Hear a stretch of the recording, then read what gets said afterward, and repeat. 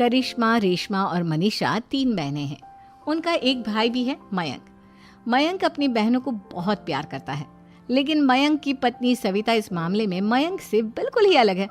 वो अपनी ननदों का जितना बुरा कर सकती है उतना बुरा करती ही रहती है और अपनी ननदों पर हुक्म भी चलाती है।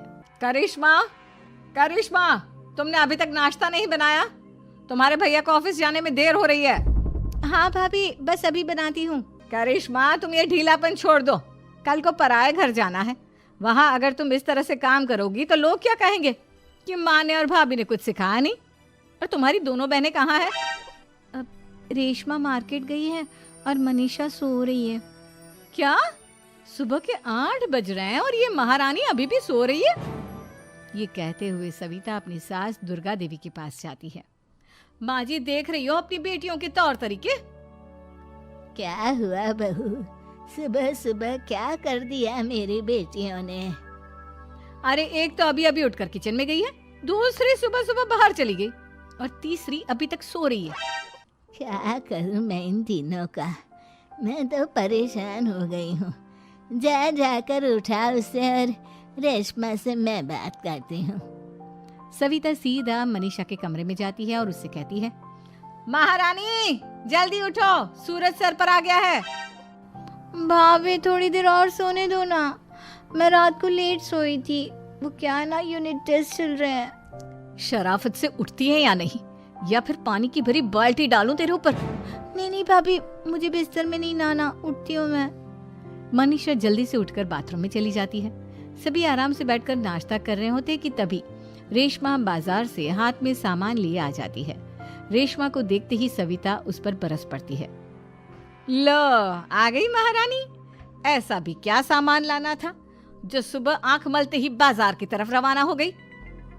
भाभी, कल आप ही तो चीख रही थी कि घर का सारा सामान मुझे ही लाना पड़ता है, घर में किसी को भी किसी काम से कोई लेना देना नहीं है। अब मैं बाजार जाकर सामान ले आई तो आपको इस बात से भी तकलीफ हो रही है?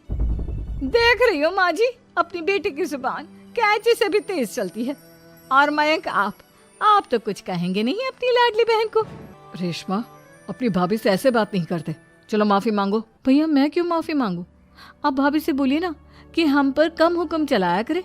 हम इस घर की बेटियां हैं और आपकी पत्नी की ननद है, नौकरानी नहीं। लो कर लो बात। इनकी भलाई के लिए कुछ भी बोलो तो इन्हें बुरा लग जाता है। इस घर में यही इज्जत है मेरी। देख लो माँ जी, आपकी बेटी किस लहजे में मुझसे बात कर रही है। सविता वहां से चली जाती है। मयंक को बहुत गुस्सा आता है, वो भी वहां से चला जाता है। फिर करिश्मा रेशमा को समझाती है, रेशमा, तुम्हें भाभी से माफी मांग लेनी चाहिए थी ना।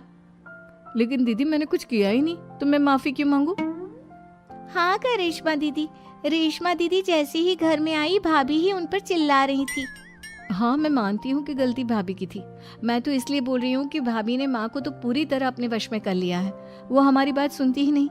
मयंक भैया हमारे लिए हमेशा खड़े रहते हैं, इसलिए उनकी बात का मान तो तुम्हें रखना चाहिए था ना। कोई फायदा नहीं दीदी, कुछ दिनों की बात और है, भाभी उन्हें भी हमारे खिलाफ भड़का देंगी। फिर वो भी माँ की तरह हमारी किसी बात का विश्वास नहीं करेंगे। इसी तरह सविता अपनी तीनों ननदों को किसी न किसी बात पर परेशान करती रहती थी। एक दिन मयंक अपनी तीनों बहनों के लिए गिफ्ट लाया। क्या रेशमा, ये तुम्हारे लिए हार का सेट, रेशमा तुम्हारे लिए सुंदर सी ड्रेस, और मनीषा तुम्हें किताबें पसंद है ना, तुम्हारे लिए किताबें लाया हूँ। थैंक यू भैया। थैंक यू भैया। थैंक यू भैया। करिश्मा, तुम्हारा नेकलेस कितना सुंदर है, ये भैया कहाँ से ले आए होंगे? मैंने भैया को 3 दिन पहले फोन पर ये डिजाइन दिखाया था और आज भैया ये ले आए। सविता तो अपनी ननदों के गिफ्ट्स देखकर जल गई और करिश्मा का नेकलेस तो उसे भी बहुत पसंद आया था। अपनी बहनों के लिए कितना अच्छा नेकलेस लेकर आए हैं, मुझे कभी कोई गिफ्ट नहीं दिया। मैं आज ही ये हार चुरा लूंगी। रात में सविता करिश्मा का हार चुरा लेती है और इसी तरह उसे अपनी ननदों की जो भी चीज अच्छी लगती वो उसे मांगती नहीं, बल्कि रात के अंधेरे में चुरा लेती। इसी तरह दिन बीतते गए और सविता ने मयंक के दिल में भी उसकी बहनों के लिए नफरत पैदा कर दी। एक दिन मयंक ने करिश्मा और रेशमा के लिए रिश्ता देखा और ये बात उसने घर में सबको बताई। माँ, करिश्मा और रेशमा के लिए बहुत अच्छा रिश्ता आया है, वो लोग कल इन्हें देखने आ रहे हैं, आप और सविता मिलकर सारी तैयारी कर लेना। ये सुनकर करिश्मा और रेशमा खुश हो जाती हैं, लेकिन सविता सोचती है, अगर इन दोनों बहनों की शादी हो गई तो घर और बाहर का काम कौन करेगा? मनीषा तो एक नंबर की कामचोर है, उससे तो किसी बात की उम्मीद लगाना ही बेकार है। मुझे इस शादी को रोकना होगा। अगले दिन सभी लड़के वालों के स्वागत की तैयारी करने में लगे होते हैं। तभी मयंक अपनी बहनों से आकर कहता है, तैयार हो गई तुम दोनों? देखो दोनों लड़के बहुत अच्छे हैं, मैं कोई कसर नहीं छोड़ना चाहता, इसलिए तुम उनके सामने अच्छे से बिहेव करना और अपनी भाभी से लड़ने मत लग जाना। करिश्मा, तुम वो नेकलेस पहन लो ना जो मैं तुम्हारे लिए लाया था। भैया मैं बहुत देर से वो नेकलेस ढूंढ रही हूँ, लेकिन मुझे मिल ही नहीं रहा। क्या तुमने नेकलेस खो दिया? तुम्हें पता भी है वो कितना महंगा था? तुम कोई काम ढंग से नहीं कर सकती। मयंक गुस्से में वहां से चला जाता है। थोड़ी देर बाद लड़के वाले भी आ जाते हैं। वो दोनों बहनों को पसंद कर लेते हैं और रिश्ता पक्का हो जाता है। लेकिन सविता के दिमाग में तो कुछ और ही खिचड़ी पक रही थी। वो पंडित जी के पास करिश्मा की कुंडली लेकर जाती है और उन्हें पैसे देकर करिश्मा की कुंडली बदलवा देती है। जब लड़के वालों के पास करिश्मा की कुंडली जाती है तो वो दुर्गा को फोन करते हैं। बहन जी, हमने करिश्मा की कुंडली अपने पंडित जी को दिखाई थी। आपकी बेटी की कुंडली नहीं बल्कि दोषों का पिटारा है। देखिए, मैं और मेरे पति इन सब बातों में बहुत विश्वास करते हैं, इसलिए हम आपकी बेटी से अपने बेटे की शादी नहीं करा सकते। इस तरह करिश्मा का रिश्ता टूट जाता है और सभी घर वालों को बहुत दुख होता है। अब कविता सोचती है, चलो करिश्मा का तो रिश्ता टूट गया, अब रेशमा का भी रिश्ता तोड़ना है। क्या करूं? अब सविता आवाज बदलकर किसी अननोन नंबर से रेशमा के होने वाले ससुराल में फोन करती है।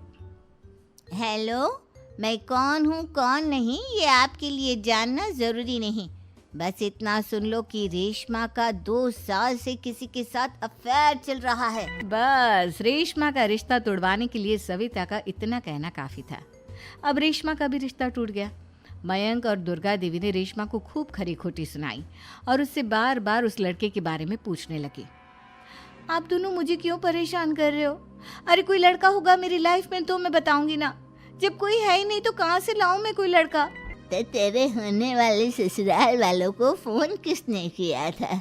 माँ, मैं नहीं जानती किसने फोन किया था, मैं सच कह रही हूँ। मैं तो पहले ही कह रही थी इसकी लगाम खींच कर रखो, लेकिन मेरी सुनता ही कौन है।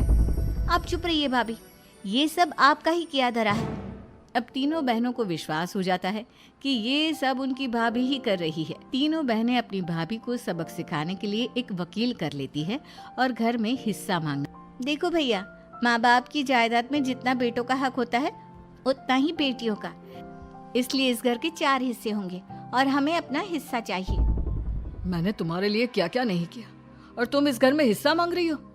भैया, आप और माँ हम बहनों की कोई बात नहीं सुनते हो और भाभी हमारी शादी नहीं होने देगी क्योंकि उन्हें लगता है कि आप हमारी शादी में ज्यादा पैसा लगाओगे और उन्हें हम जैसी फ्री की नौकरानी कहाँ मिलेगी। तो हम भाभी के साथ तो रह नहीं सकते, हम बहनों को अपना हिस्सा चाहिए। अरे तुम्हें शर्म आनी चाहिए अपने भाभी पर ऐसा इल्जाम लगाते हुए। वो तुम्हारे बारे में कितना सोचती है। हाँ माँ, भाभी हमारे बारे में बहुत सोचती है, दिन रात बस यही सोचती रहती है कि किस तरह से अपनी तीनों ननदों को परेशान करूं और कभी मुझे पढ़ने भी नहीं देती। दोनों बहनों का रिश्ता भी तो इन्होंने ही तोड़वाया है और रात में हमारे कमरे में आकर हमारी चीजें भी चुराती हैं। इसी तरह सविता की तीनों ननदें अपनी बात पर अड़ी रही। अब कोर्ट में तारीख भी शुरू हो गई। जब सविता को लगा कि उसकी तीनों ननद इतनी आसानी से नहीं मानने वाली, तो उसने अपने पति और सास को सारी सच्चाई बता दी और अपनी तीनों ननद से माफी मांगी। मयंक और दुर्गा को भी अपनी गलती का एहसास हो गया। अब सविता खुद करिश्मा और रेशमा के लिए अच्छा रिश्ता ढूंढती है और उनकी शादी करवाती है।